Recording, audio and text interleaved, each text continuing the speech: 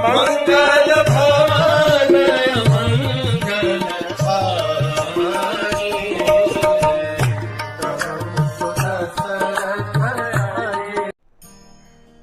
हरे कृष्ण।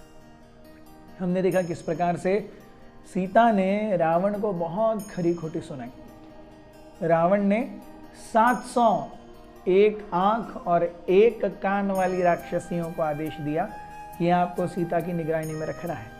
रावण चले गए। राज्य दरबार से आदेश आया।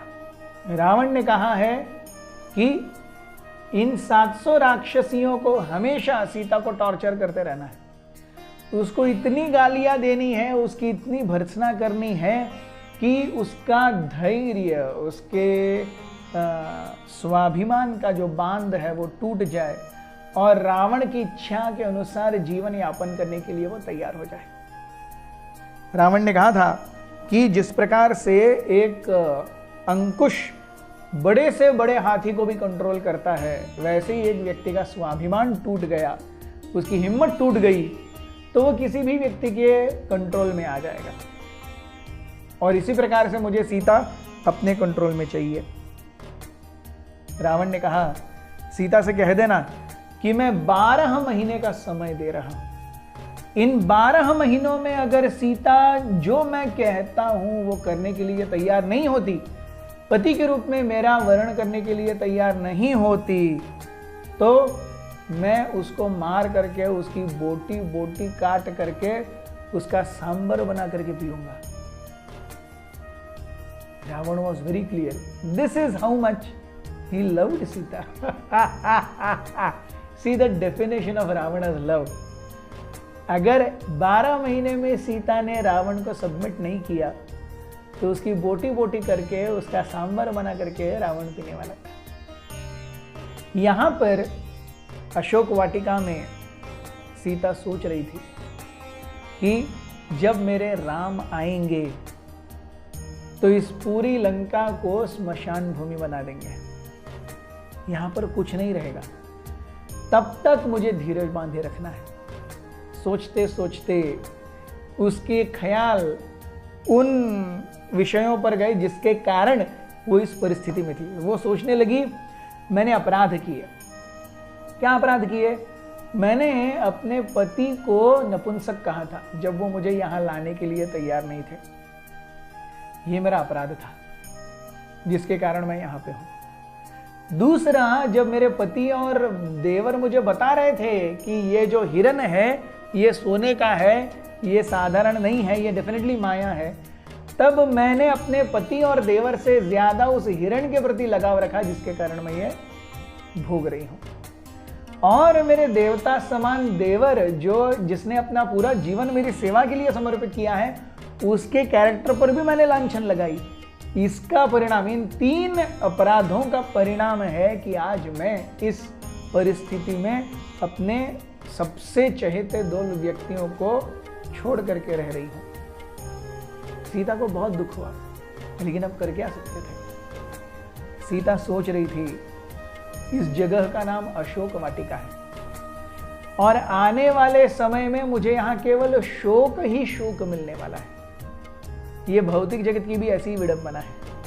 हम सोचते हैं इस जगत में हम अशोक रहेंगे, जिंदगी बहुत अच्छी चलेगी, कोई टेंशन नहीं होगा, लेकिन अशोक वाटिका हमारे जीवन में काम, क्रोध, लोभ, मोह, मत्सर रूपी रावण आने के बाद जीवन को कैसे शोक वाटिका बना देती हैं, ये हमें पता ही नहीं चलता।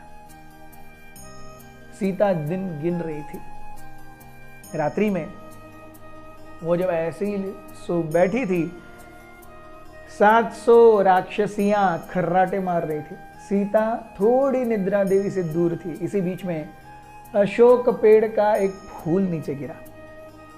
उस पीले और लाल रंग के मिक्सचर वाले फूल को देख करके, 5 पंखुड़ियों वाले, सीता बहुत खुश हो गई।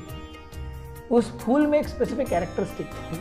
उसका जो नीचे का डंठ था, उसका शेप राम के कोदंड की तरह था। So the stalk of that Ashoka flower was shaped like a bow.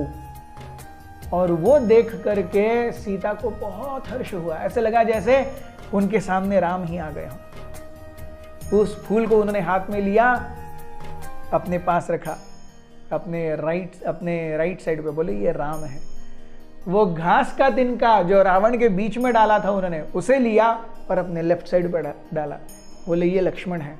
अब मैं राम और लक्ष्मण के बीच में सुरक्षित हूं। जब वो फूल गिरने के बाद सीता सोने के लिए जा ही रही थी, तभी उन्होंने देखा ऊपर से प्रकाश आ रहा है। सीता देख रही है क्या प्रकाश है। तभी इंद्र सामने आए, स्वर्गाधिपति। उनके हाथ में अमृत का एक कलश था। अपने रथ से नीचे उतर करके इंद्र ने सीता को देखा, प्रणाम किया और कहा, हे माते, ये अमृत का कलश लीजिए, इसे पिएंगे तो जब तक प्रभु राम नहीं आएंगे तब तक आपको पानी की एक बूंद की या खाने के एक दाने की जरूरत भी नहीं पड़ेगी। सीता ने वो अमृत का कलश लिया और पी लिया, क्योंकि निश्चित रूप से लंका का पानी भी सीता को नहीं पीना था। वो कंटामिनेटेड कॉन्शियसनेस था वहां का पानी भी। इंद्र भी जानते थे कि ये सीता के जीवन में आ रहा है, क्योंकि मंथरा और शूर्पणखा जैसे लोगों को उन्होंने ही भरा था बीच में। So he had to do in between some damage control. So Indra ने आकर के सीता को वो अमृत पात्र दिया। सीता ने अमृत पिया, इंद्र चले गए और फिर सीता राम रूपी फूल और लक्ष्मण रूपी घास के तिनके के बीच में सो गए। हरे कृष्ण।